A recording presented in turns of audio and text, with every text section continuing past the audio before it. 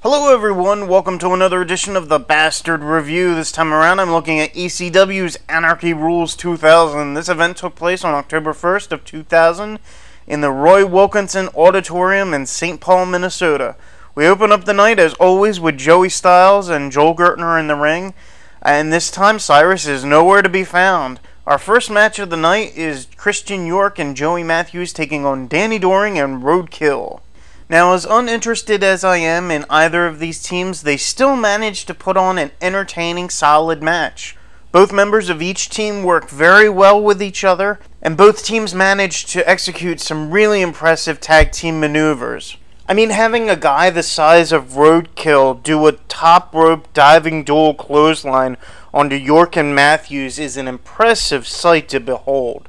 I will say that this match could have benefited more with some more close pins, and at certain moments it seemed to slow down a little too much. It should have been a quick-paced, frenetic match to open up the show, and I'd say my biggest gripe is that there's really no storyline going into this other than that they're two tag teams who are trying to move up the ladder to get a title match.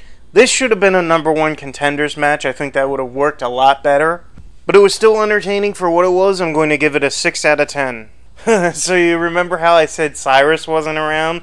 Well, he comes out after the match and cuts a promo about Joel. And things escalate until acting Commissioner Spike Dudley decides that if one of Cyrus's guys, Easy Money, can defeat a person of Spike's choosing, then Joel can face Cyrus. Now, the person he chooses is Kid Cash.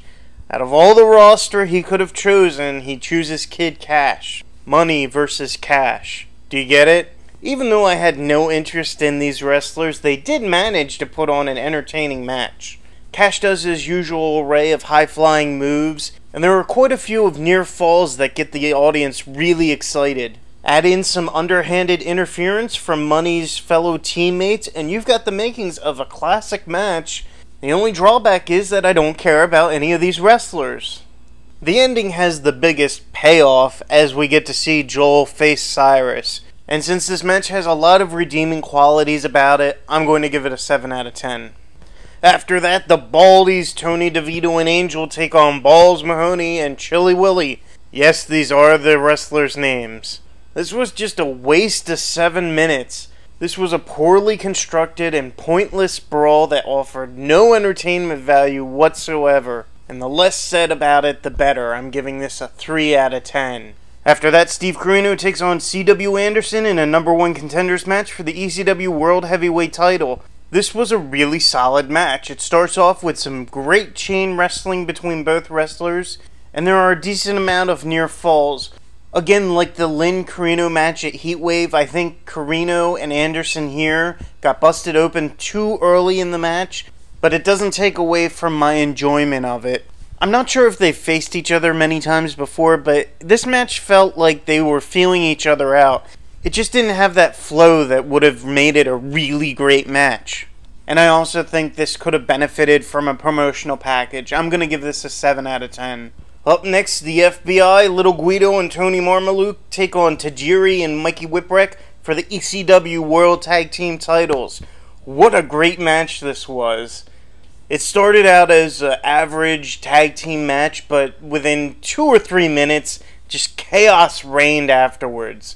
Mikey and Tajiri give Tony, I don't know what it was, they each grab a leg and then they do a barrel roll, slingshotting him onto the mat back first. It looked so painful.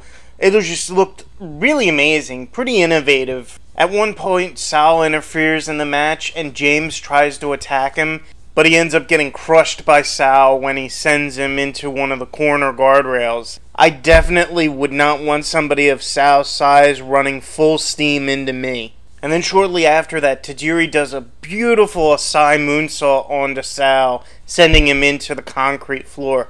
Beautiful. Just a really good title match. And my only real complaint was that it wasn't given enough amount of time. I'm going to give this an 8 out of 10. Well, up next, Rhino defends his ECW World Television title against Rob Van Dam. RVD suffered a broken ankle when he went up against Rhino back at the end of January and had to give up the ECW television title because of it. This was his first opportunity to regain the title. Now, earlier in the match, Rhino cut a pretty passable promo. I really think they should have done some kind of video promotional package for this match.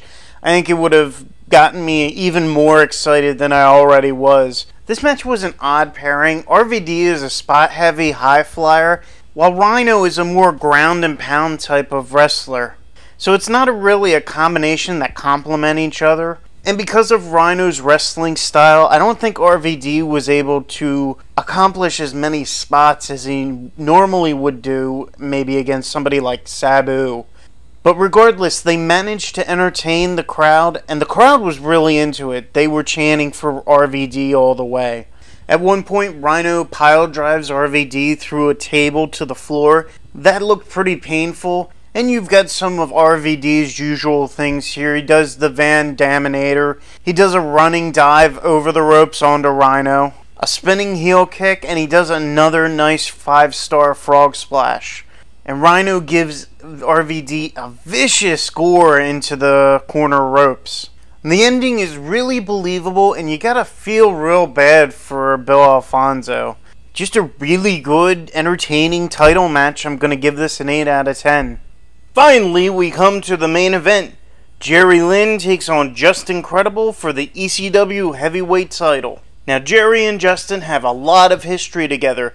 In fact, this is the third match of theirs that I've reviewed. And honestly, they keep getting better. I think this match works so well because they've faced each other before. They kind of know what to expect from each other. And they can work together to really entertain the audience. In fact, Justin really plays to the crowd as a heel. They just hate him with a passion, and I think they hate him despite the fact that they're in Jerry's hometown.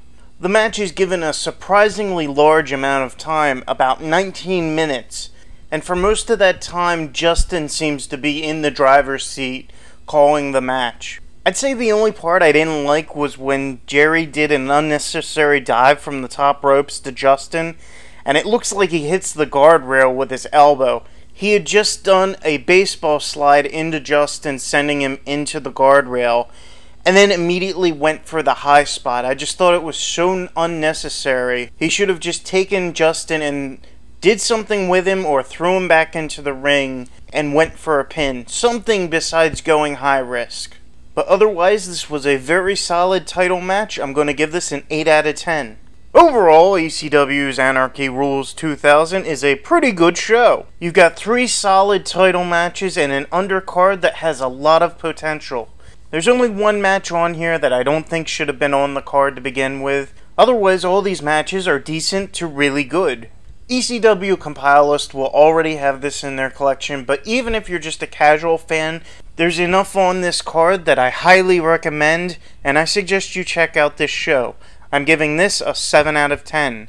Thank you for listening. Please tune in again to another Bastard review when I review another wrestling DVD in my collection, or anything else that crosses my path.